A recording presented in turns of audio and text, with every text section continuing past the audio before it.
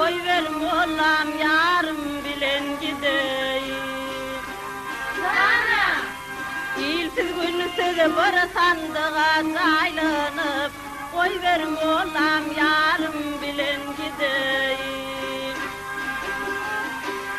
İlsiz günlüsü de bara sandığa saylanıp koy verim oğlam yarım bilen gideyim.